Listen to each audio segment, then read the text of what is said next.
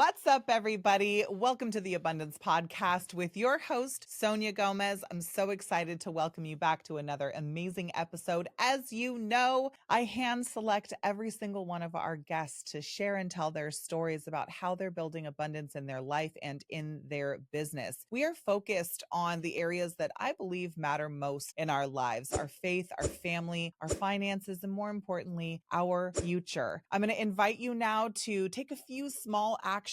Like and share this episode. Make sure that you tag 5 people that you believe this content will make an impact for. And together, I will remind you that by taking these very few simple actions, we've been able to impact hundreds of millions of people around the world with the truth about how we can improve our health, our happiness, and protect our freedom. So I invite you to do those things now and put your hands together to help me welcome today's guest, Kate Kavanaugh. Kate Kavanaugh started her journey in regenerative agriculture 15 years ago, looking at how meat could be a byproduct of conservation. Supporting the intersection of land and human health, Kate opened up a grocery store and butcher shop, Western Daughters, in Denver, Colorado, back in 2013, becoming a holistic nutritionist along the way. Now, Kate is the host of the Mind, Body, and Soil podcast, where she is devoted to digging in deep with guests, finding the threads of what it means to be humans woven into this earth. In her spare time, Kate, similar to many of us, raises goats, pigs, cows, and poultry on a small farm in upstate New York. I'm so excited to share and tell her story. We're going to be talking about the intimacy with our food and importance of understanding supply chains, and that everything has an origin story, which we talk about a ton here on the Abundance Podcast. Help me welcome Kate to the show today. Kate, how's it going?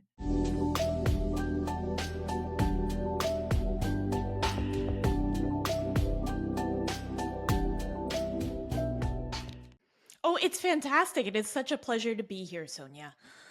I'm really excited to have you. It's not often that I get to speak to women who are deep into the regenerative movement, especially when it comes to the supply chain and being direct to consumer retail. So I'm stoked to be talking about that. I've done a ton of deep dive into you and your podcast and your story. However, for those who are just tuning in and getting to know you, I'd love for you to share a little bit about yourself, your background, how you got into the regenerative space. Yeah, I'll keep this short because there's a lot out there on that. We can dig into any aspects that you find interesting, but I came to vegetarianism at a very young age through a lot of different founding factors and had carried that with me into my late teen years when I started having some health issues.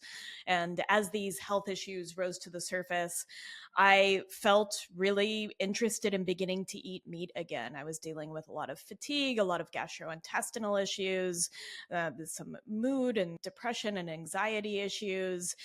And I really wanted to better understand where my food was coming from and to feel a sense of connection with it if I was going to begin to eat meat again. And this was a long time ago. This was about 17 years ago.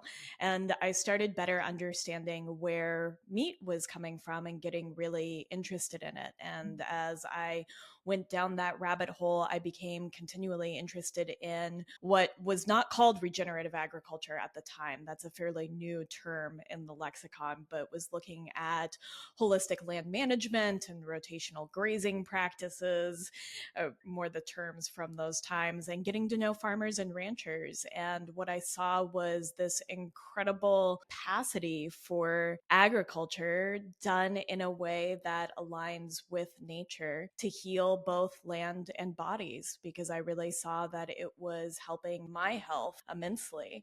And that led me into opening the butcher shop, Western Daughters Butcher Shop in Denver, Colorado in 2013, to better bridge that connection between urban and rural environments, to facilitate relationships between farmers and consumers, and to begin to really talk about health. I'm also a nutrition therapist. And then a couple of years ago, I started the Mind, Body, and Soil podcast as a space for me to dig in even deeper to these stories, to begin to tell different stories about humans and about landscapes and about supply chains and like you said, about what it means to be humans woven into this earth as we are. And so I've spent the last 2 years exploring with some fantastic guests on that. So amazing. A girl after my own heart. We're going to dive way deeper into this too, but very similar story where my own health was really the caveat for me discovering the impact and effects that the food I was picking for myself wasn't actually nourishing me. And I had to go all the way down before I could find a way to stair step my way back into health and not just like living, but really thriving in my body and understanding the impact that I was having not only on myself, but my family and community by the choices that I was making. So tapping into my local food economy, eliminating many of the industrial produced products from my own personal ecosystem and supporting local farms and really finding out that food is the first medicine and how that can transform your life, your mood, mind, body, and spirit is just really incredible. And the more connected that you get to the source of your nutrition, the more you are able to nurture and nourish your soul from within. This is such an amazing topic, and I'm really excited to dive in. What an interesting jump, though, going from being a complete vegetarian. I have a reputation in my friend circle of converting vegans into carnivores because my mom's side of the family owned steakhouses and charbroil grills. She's Greek. And so we have a huge food culture on the Greek side. But my father is an immigrant from Argentina and a bien gaucho. So that is like, where else do you get meat from besides the pampas in Argentina?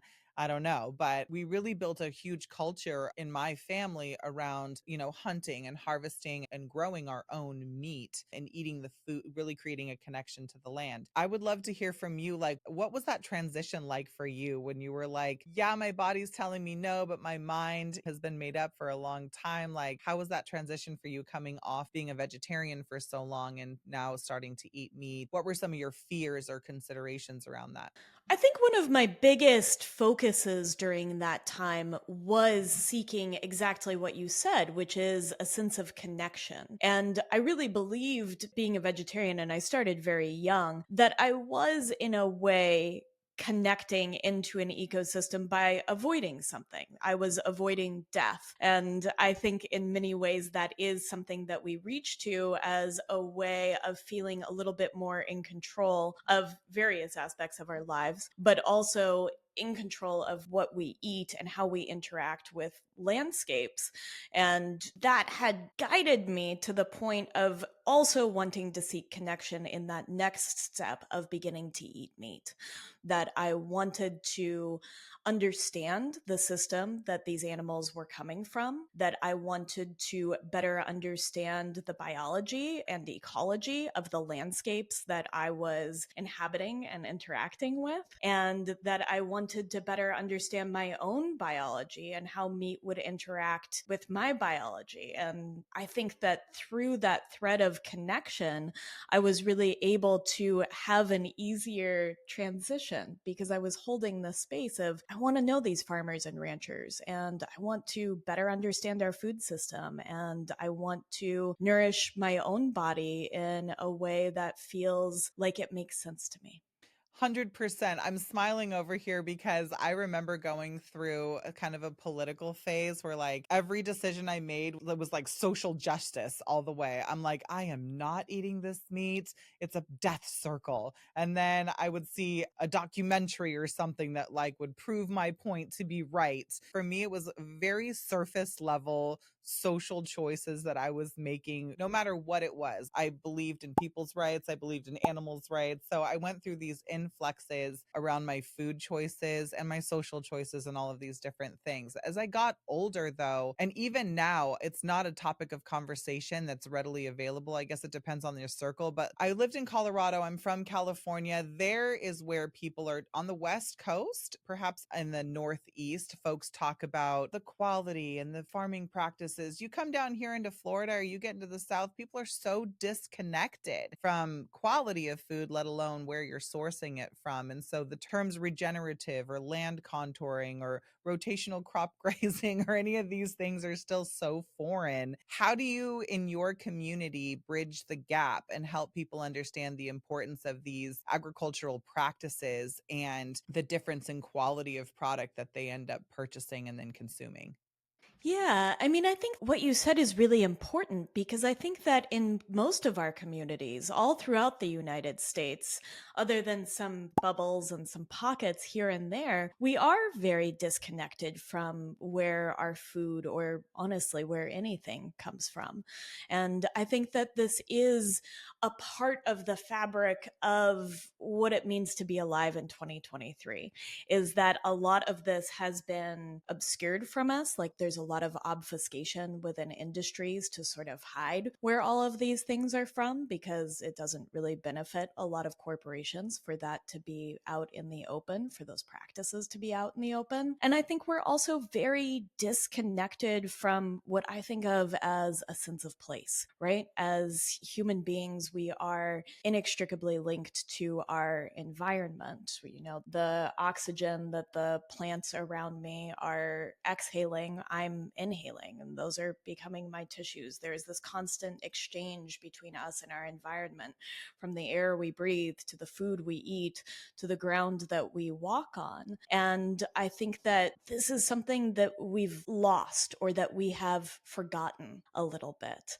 And so within any community, I think that the most interesting way of engaging a conversation is to begin to tell stories. I think that the oral tradition of storytelling is something that is rich in humans. It's many millennia old, and we have these traditions of storytelling that begin to create some interest about where food comes from or what has changed about our food system in the last 100, 150 years, or even just the last 50 years, and to invite people into whatever interests them most, whether that's agriculture or soil biology or the history of the food system or talking about human health or talking about land health. All of these different spaces are little bridges, little tendrils that bring people into a larger context of connection.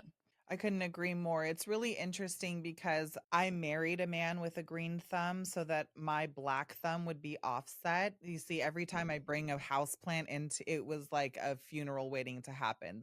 My husband would be like, "Why did you buy that? It's gonna die."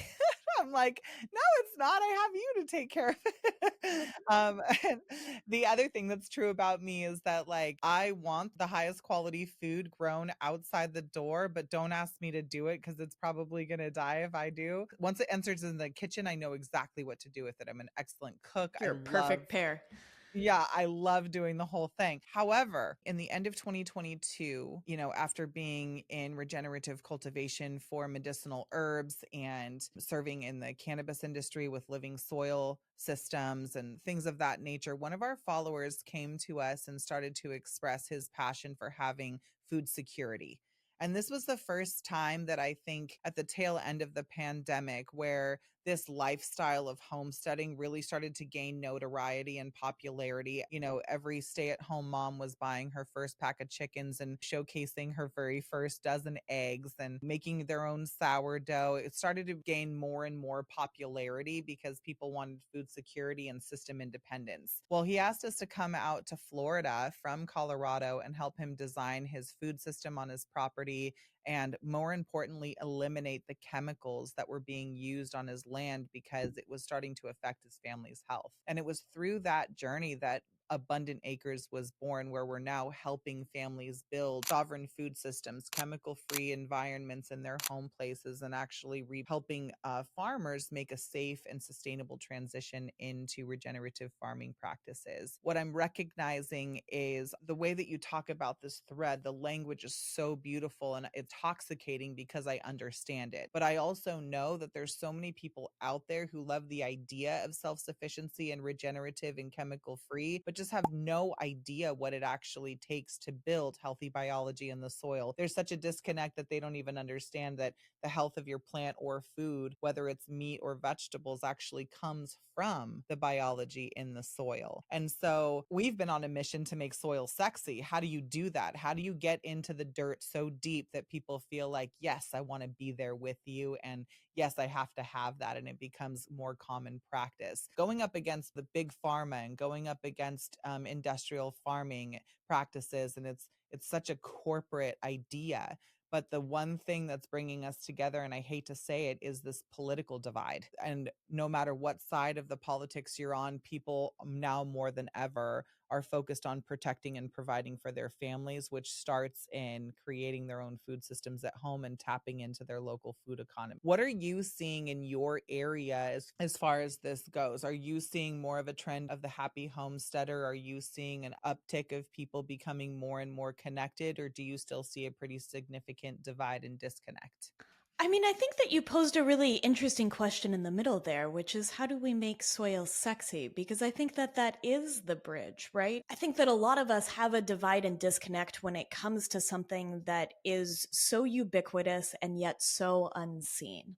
And soil, this thing beneath our feet, every step we take, it's right there. It's right below us. And even when we cover it with concrete or with asphalt or build a home on it, it's still there underneath the surface, is completely unseen. And it's really just because nobody talked about it. Nobody talked about it in our childhoods. Nobody talks about it now. They don't talk about it on television or in popular songs or in popular books.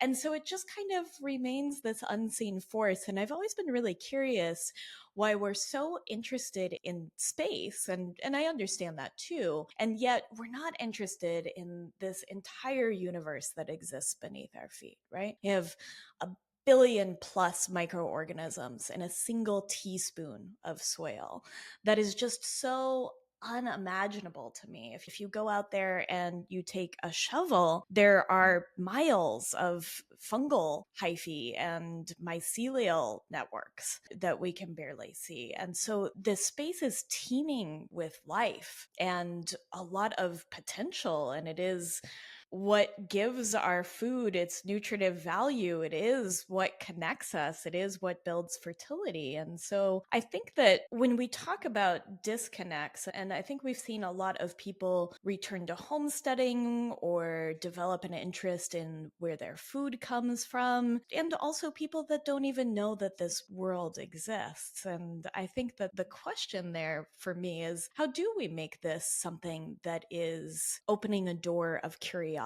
for people to go through? Because I think that when you find out that this matter that surrounds you everywhere is teeming with life and is the support for your life, you're going to want to build some connections to it. At least that's how I think about it. One can only hope, right? In my observation, let's take Big Pharma, for instance. I think that we're a part of a society that's looking for the push button solution, right? That's why we choose to take pharmaceuticals before we address the root cause. There's less than 6 weeks of education provided to our medical professionals right now addressing the importance of nutrition over 8 years of medical licensing. Systematically, there's a real challenge that continues to nurture disconnection.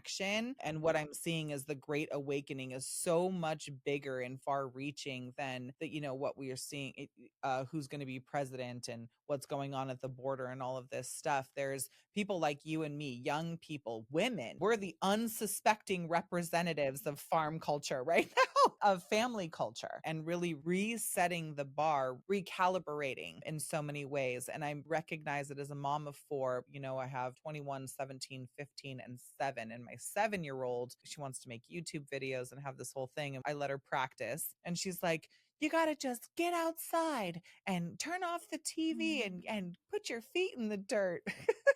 I love You need that. microbes. And so that's what she chooses to talk about. But again, I feel like it goes over people's heads. So I'm always wondering, what's the first step? What's the first conversation? How do you create that connection when you can drive down to Home Depot and buy a bag of Miracle Grow, put a plant in it and have it produce for you? And that's the push button solution to fix the pain, right? I want a garden. I'm going to go buy my soil and throw it into the garden bed. How do you create a connection where they understand their household waste can be turned into vital nutrients for their food supply? How do we change habits around waste and start to organize our compost and recycling and, things like that that really contribute to the overall health and well-being? How do you advise people who are just getting started to understand the whole food soil web, or this, kind of cylindrical relationship from the ground up? What are some of the things that you say, and how do you help people understand the importance or connection to their soil as a source of nutrients? Yeah, I mean, I feel like there's two questions there. There's how do we begin this conversation? And then there's also how do we help people once they've kind of caught on to the conversation, make some of those first steps. And I don't think there's any one way to begin this conversation at a bigger scale, to enter this conversation with our communities, with our neighbors. I actually think that a lot of that has the most to do with connection, that we have a lot to learn from the soil and from this symbiotic food web that finds ways of supporting one another within this medium of soil, and that we have lost our communities above ground as well as below. And I think that you see a lot of mirrors between soil health and human health, between soil communities and human communities. And one of those is that as we've had this sort of disconnection in the soil from years of conventional agriculture and of topsoil erosion due to our agricultural practices, you also see that disconnection happen within communities. And I think that those political divides that you spoke about earlier are something that we're so siloed and stuck in our curated social groups that we're often not interacting at a community level in a way that is building connections and building conversations and building a network of support too. I think that one of the things that I think about in the larger homesteading movement, or whatever you want to call it, is that you have a lot of individual nuclear families farming by themselves, which is not something that is easy. And it's not something that we have ever really done historically as humans. This has always been something that we have undertaken as multiple families, where we don't have to wear all these hats. And homesteading is hard, and it's nice to spread that. And so I think that one of the biggest things that we can do to begin the conversation is to connect into our communities and find those places, those community centers, or build them where we can have conversations across a wide range of humans with different belief systems and different political beliefs and just different values as a whole. And so I think that's part of that. And then I think that once they're there, those first conversations around where to start, I think the most important part is starting at the space that lights you up. And I think that's going to be different for every single person. But if you start where you are curious, where you are passionate, whether that's something to do with raising your own meat or something to do with gardening, and within that, whether it's flowers or vegetables or a particular vegetable, maybe you're just called into that space by zucchini or winter squash or whatever it is that really lights you up, because that's the thread that you are going to be most likely to follow and to enjoy. And so I think that in the way that I never want to give a prescription, this one, silver bullet, I don't want to give a one size fits all solution for a bunch of very diverse people with different interests. I want them to consider, like we would in an agricultural way, their context and their ecosystem of their own joy and their own time and what they have to give to this before giving them a sort of one place to start.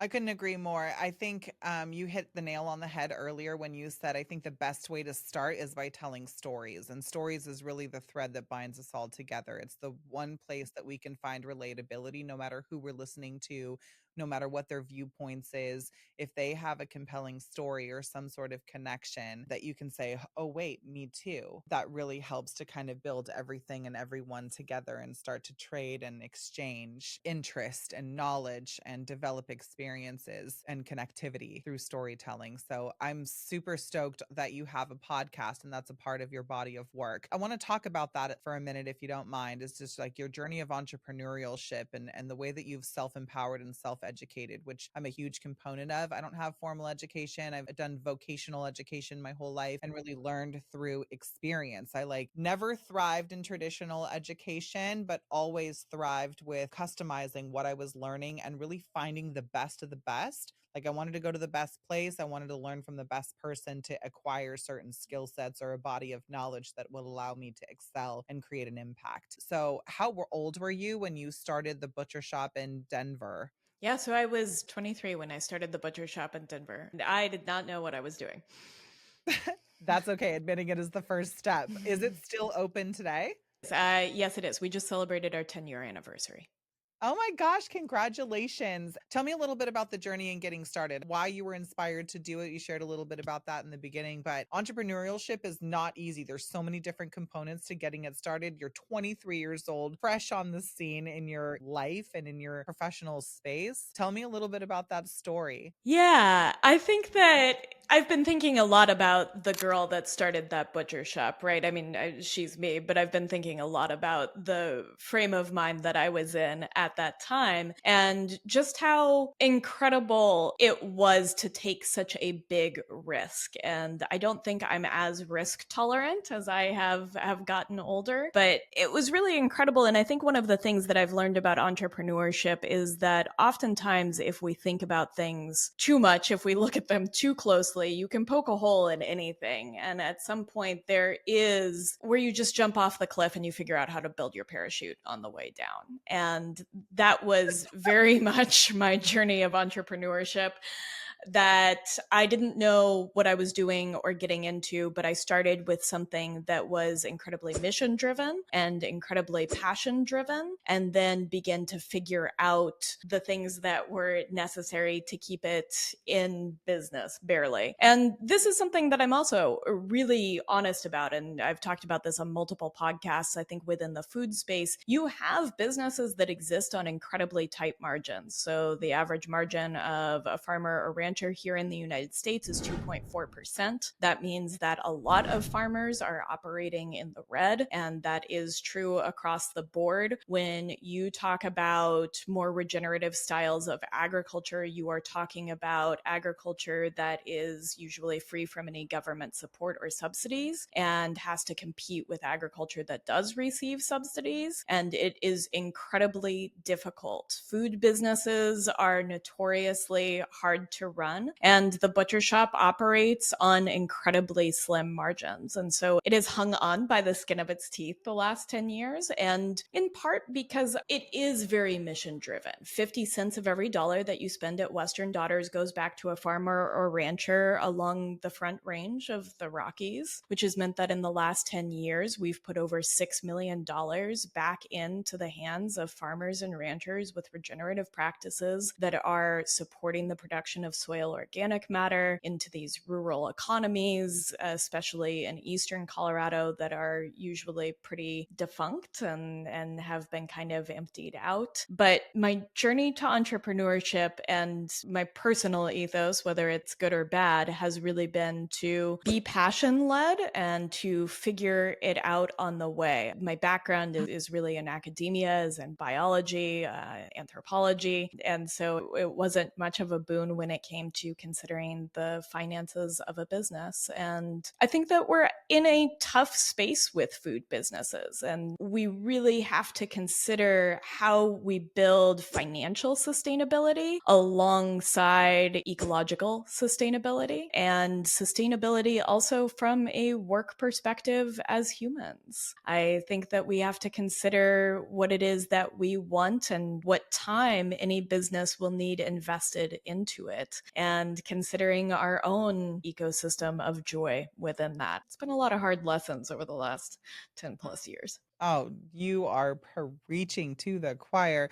Some of the work that I love most is actually nurturing entrepreneurs in their journey of growing and scaling their companies and personal brands and, audiences. And there's so many different components that none of us ever consider. We are just passionate people, creators who want to be able to bring something and serve in some capacity, but we don't think of the nuances that it takes. And then on the flip side, folks who have the finances and resources to help bring the dream alive are like, when is that going to start to give me a return? And you're the two, there's such a significant disconnect. And then it's really disheartening. Like, I have to give a mad shout out to the people who are, through a labor of love, feeding the families in their community. You started out thinking that you were going to create a massive change, and now it's like that passion and that sense of purpose is that making the difference for the folks in your local community. So thank you to all of my micro farmers out there who are feeding the families and working with folks like Kate, to make it happen. Those are the ones that I support the most. And my husband, who has had Hashimoto's and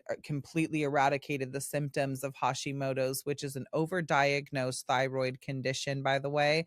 Everyone just goes to this default, but by having the right foods from the right sources, he's completely symptom free and thriving. My stepmom, tapping into a local food economy and supporting local farmers and sourcing microgreens and all of the things that gave her nourishment for a macrobiotic diet, eradicated third stage non-Hodgkin's lymphoma without chemotherapy. My father, two-time organ transplant survivor, healed himself from hepatitis and diabetes, all through food. And so my connection and understanding of these stories that you talk about are so deeply rooted in me. I want to shout from the rooftops and continue to produce content so that people can see that it's possible. So I really admire that you're in the food industry. My sister's a caterer, also in the food industry, and she calls it field to table food preparation. And I would love to take an opportunity to just shout out some of the farms, if you feel called to, that you get to work with in Colorado that support the butcher shop as a part of that food circle.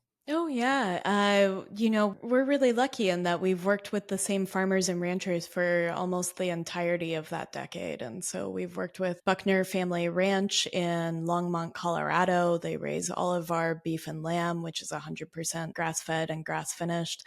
And the Couts family in Merino, Colorado, in the plains at Cottonwood Creek Farms, who we have grown a pasture raised pork program together. And he raises pork exclusively for us with his 4 boys. And so they're really fantastic partnerships. And I think that one of the things that has been really important to me is that this business is about building relationships with farmers and customers both. Couldn't agree more. I wonder sometimes, and these are often the questions that I get in one of the most popular segments of our podcast, both previous and current.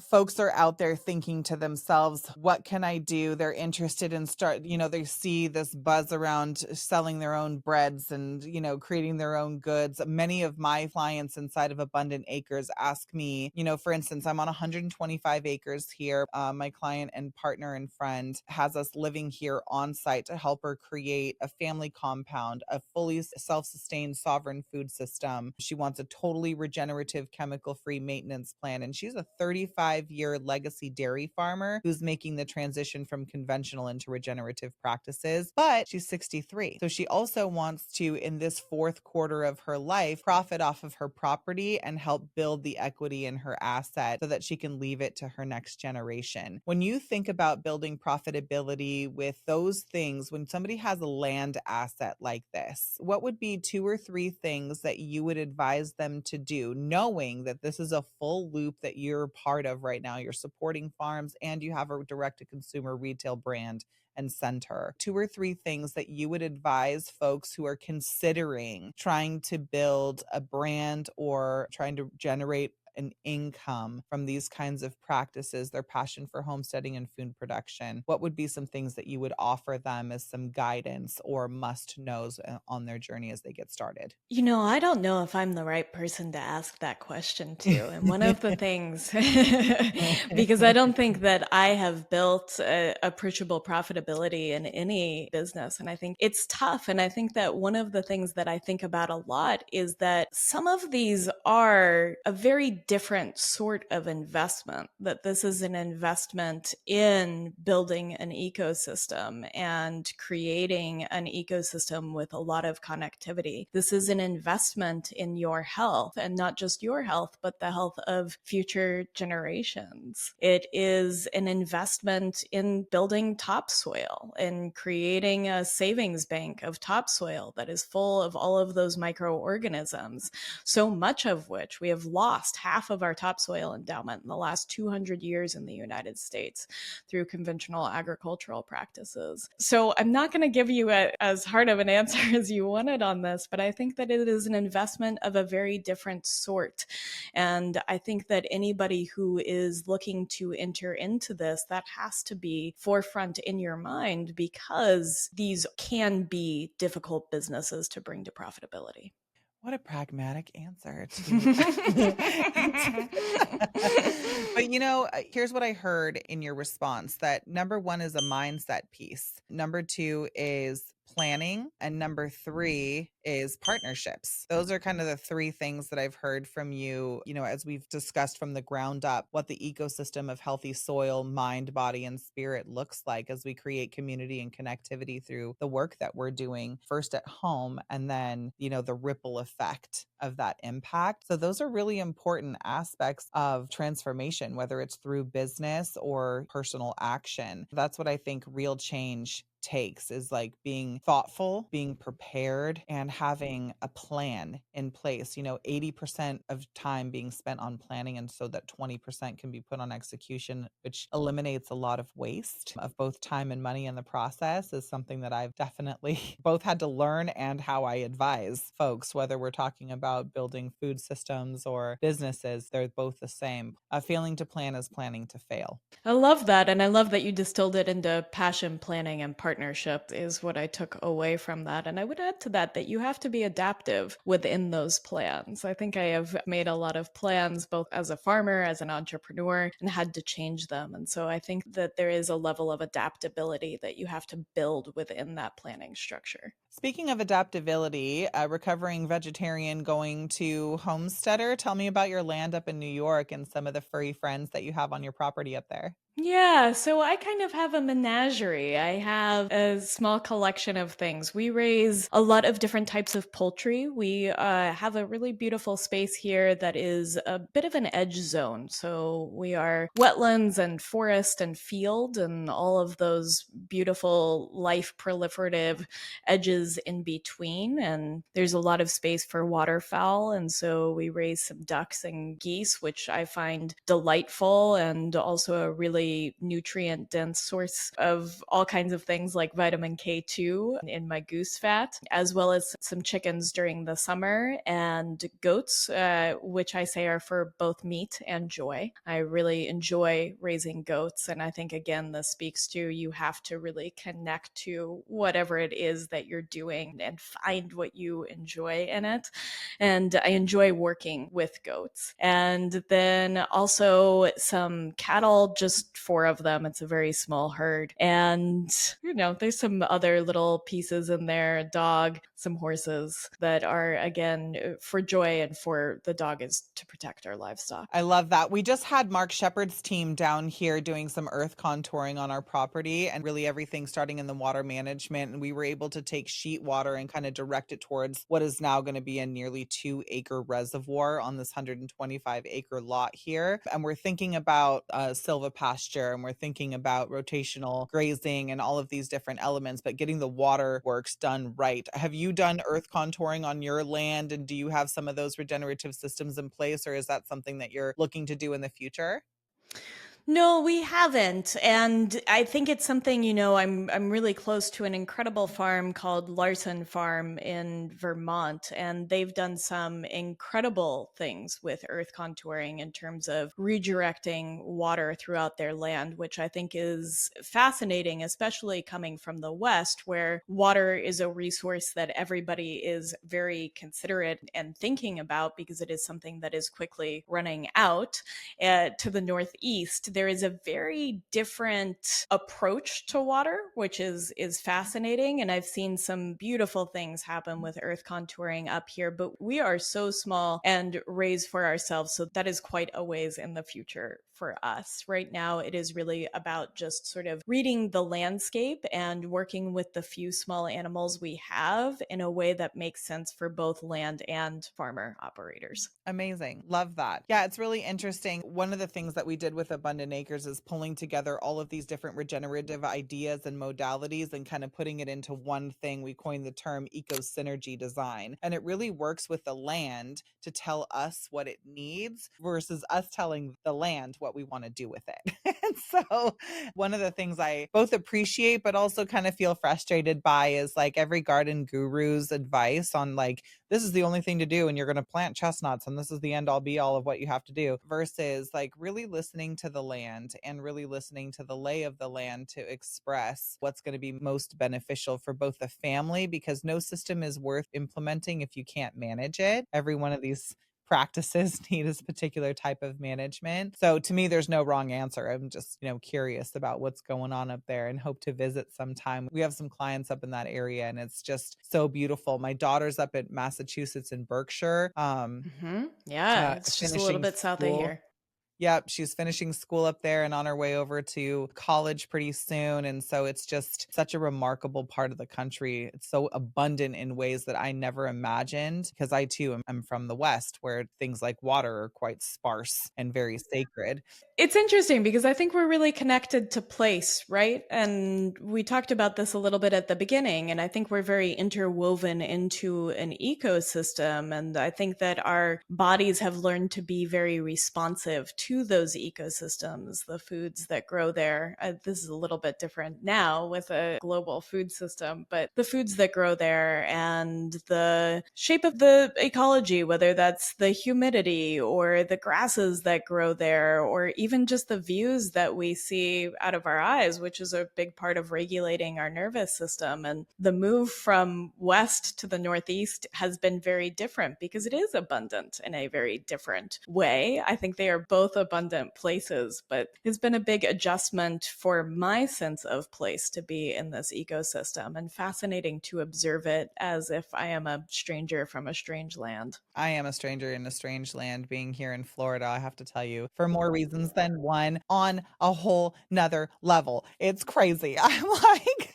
and I find the transition from Colorado to Florida has been remarkable. On one hand, I feel like, oh my God, like I didn't know what was possible when you live in an environment like this. And on the flip side, I'm like, be careful who you talk to and how, because it can get really intense really fast. And I think, again, back to the connectivity piece, there's not very many people who are quite conscious about what they do and how they do it and the effect that it has on their mind, on their body, and overall the ripple effect of how they're feeling and what that puts out into their family or community. Which brings me to your work around nutritional therapy. I would love to hear from you. What are a couple of things that people should know about their nutrition? That we're seeing more than ever autoimmune conditions. We're seeing, I mean, nearly everybody I know is being diagnosed with some sort of autoimmune condition, which I think is directly related back to food. What do you think about that? And what are some things that folks can do when they have this fresh diagnosis? How can they use food as their medicine to start to offset some of their symptoms and address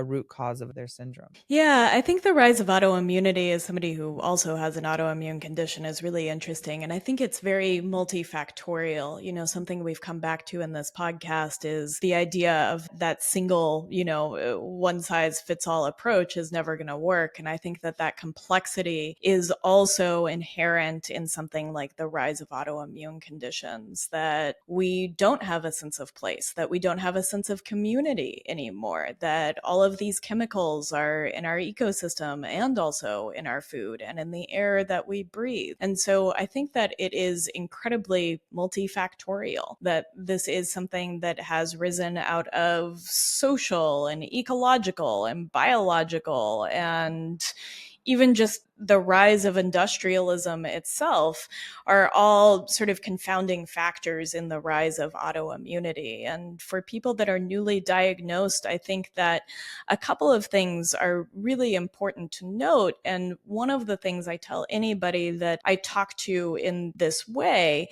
is that what brought you to a state of being diagnosed with an autoimmune condition was multifactorial, right? That it is a big part of what we ate in childhood and the experiences or the traumas that we had in childhood and the places that we were woven into throughout our life and what we've experienced and eaten as an adult.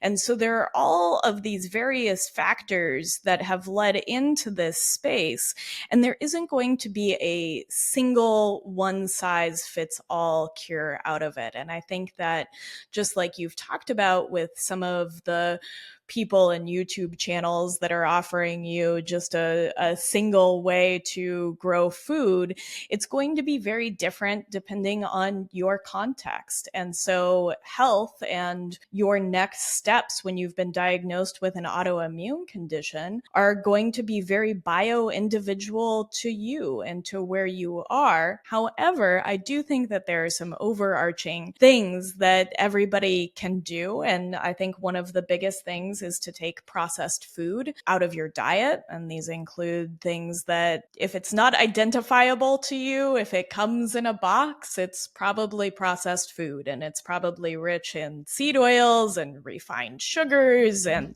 a variety of ingredients or colorings or all of these different things that you probably don't want in your body. And so to adopt as whole foods of a diet as possible is a really great place to start. I think that there are many tools within the toolbox in terms of elimination diets and specialty diets, but just to make it really easy, a great place to start is a whole foods diet. And I think a sense of place, to begin to search out some local farms and ranches to get your food from and to maybe build some community in the process, because I do think that our sense of community is a sense of our health as well. And this is being shown more and more that isolation can be more detrimental to your health than smoking, for example. And so I think that, you kill two birds with one stone in this way. You're connecting to your community and accessing this really beautiful food that is going to have less chemical exposure. It's going to be more nutrient dense because of that relationship with the soil, which is ultimately what gives meat or vegetable the nutrients. And it's going to be really rich in connection with your community. Kate, you're rocking my world over here. I've been surrounded by practitioners my whole life, very skilled people. My aunt is one of the few people in the world who can perform acupuncture on someone while they are having open surgery and be able to block the pain. I'm surrounded by these very skilled healers, and to be so young and so, I would say well-rounded in your approach, especially in the way that you answer those types of questions, really help someone who's just starting on their health journey and want to take a more holistic approach. It's really a matter of taking responsibility for the choices and the habits that you not only have to break, but develop in order to thrive and recover and then thrive. I remember being a teenager in a near fatal surfing accident, which triggered a neurological syndrome in my body that showed up like these seizure fever type episodes that were completely debilitating. At the peak of my illness, I was 100 pounds overweight on 6 different medications to manage every type of mood and symptom that you could ever imagine. And it wasn't until I got in touch with a holistic neurologist, someone who had been studying in Israel, who taught me about my endocannabinoid system and really taught me about phytonutrients. He was the one that performed a blood test that showed me I was actually having a sensitivity to many of the pesticides and herbicides that are used in conventional farming. Now, to go out and try and tell that story would be, people would be like, yeah, you're crazy. Like they would completely write me off. But today I can tell that story with confidence. And there's more of an awakening where people can say, okay, yeah, perhaps the packaged food. And just like you said, I was watching this TED talk where a guy like went to go and light a cigarette, and the audience was like aghast that he was going to light the cigarette, and he took it out of his mouth and he was just like, what? If I picked up a Snickers bar and went to eat it, no one would say anything. But because there's such a media driven stigma around smoking, everyone's going to be flabbergasted. But more people die from diabetes every year than they do smoking. And it's not something that we really talk. I mean, it's being talked about, but it's not framed that way very often. Like, I would trust you with my health based off of how you answered that question and just giving that one simple thing. And easier said than done. I recognize it. In closing, I'll just share this last story with you that, it was during that transformation that the elimination diet was introduced to me. And within 9 months, I lost 97 pounds going through that process, and eliminated all of my medications. To this day, I don't have to take any medications, which is rare for somebody of my age, 4 kids deep and all of the things. However, 10 years ago, it was not very easy, or 15 years ago, it was not easy to go gluten-free. Now you can buy packaged everything, in my opinion, is more toxic because of all of the refinement that it has to go through to be gluten-free. So keep that in mind when you guys are at the grocery store. Just because it says GF on it does not mean it's better. Nope. I think all those little doohickeys, what do we call them? All those little stamps of approval are a little bit misleading. And I think that you said something really interesting, because I think that the rise of recognizing that smoking was detrimental is something that we are really going to begin to mirror in a lot of different places. And I think that we're going to see this happen with sugar or with food additives like dyes. I think we're also going to see this with addiction to technology and our relationship with technology. But it's important to remember that it took about 100 years for smoking to become as taboo as it is today, and for people to have that visceral reaction. And it takes a long time when there is a profit incentive, like there was with big tobacco and cigarette brands, for something to come to light as being detrimental for human health.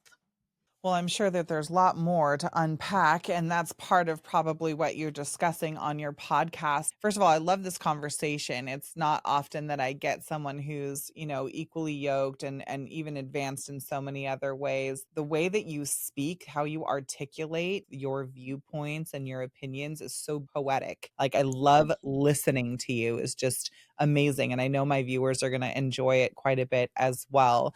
I'd love for you to share where folks can follow your work, and hear more about you and the things that you're doing out in the world as you're creating an amazing impact. Please share with us where we can follow along. Yeah, absolutely. So, the best place to follow along is the Mind, Body, and Soil podcast. We're exploring a lot of storytelling right now around things that are unseen. We've talked a lot about soil, but we're talking about some other supply chains that might be unseen outside of the food system. But there's an awesome back catalog of all kinds of episodes about agriculture, about nutrition, about history. It's pretty wide ranging. And you can find me mostly on Instagram at Kate, Kate_Kavanaugh, Kavanaugh, and connect with me through there. Kate Kavanaugh, it's like such an amazing, it's like celebrity-esque. It's such a beautiful name. I love it. Well, I am so grateful for the time that you spent with us today on the Abundance Podcast. It's been really impactful. And again, just to hear a woman's voice be so well articulated in the things that you express and the things that you are doing, your viewpoints, is just amazing, and a deep honor to be able to have you here on this show. So thank you so much for your time today. Sonia, it was an honor and pleasure to be here with you today and to connect with you. So thank you for being such a great host.